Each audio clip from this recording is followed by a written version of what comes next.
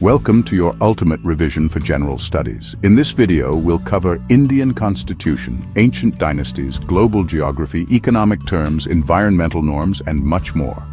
Let's begin the journey. The Constitution of India was adopted on the 26th of November, 1949, and came into force on the 26th of January, 1950. It originally had 395 articles, 22 parts, and 8 schedules.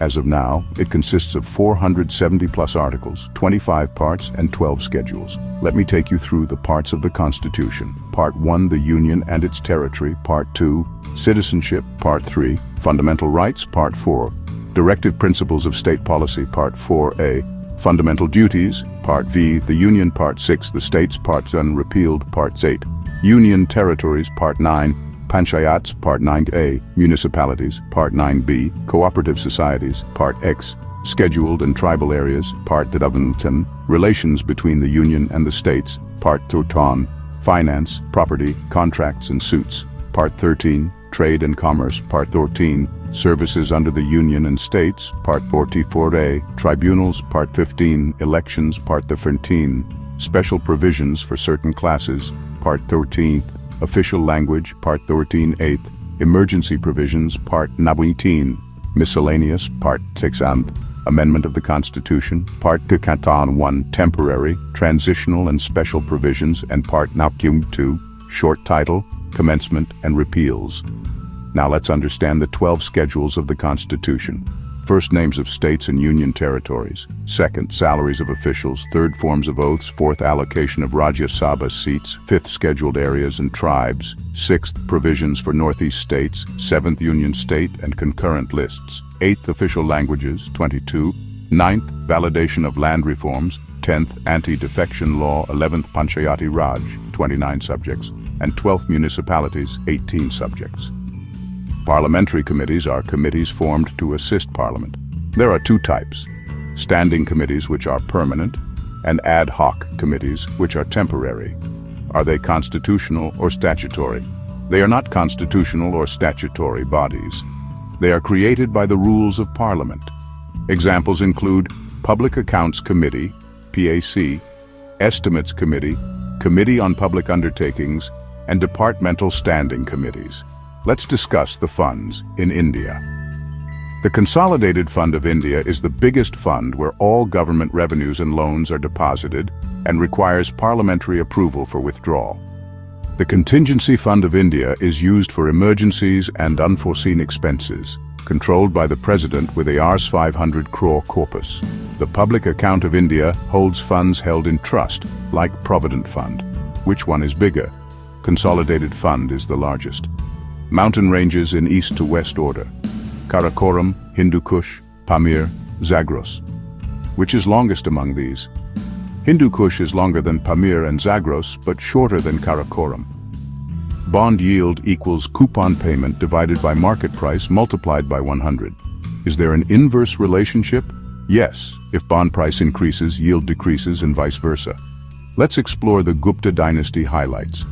Famous titles include Chandragupta, I was called Maharajadiraja. Samudragupta was known as Napoleon of India, and Kaviraja. Chandragupta II was called Vikramaditya. Which dynasty did they defeat? Shunga dynasty and regional powers. Who was the successor of Chandragupta II? Kumaragupta Vansh.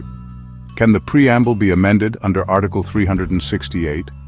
Yes, as ruled in Kesavananda Bharati case, 1973. But basic structure cannot be altered. The verdict summary states that Parliament can amend the Constitution, but basic structure must remain intact.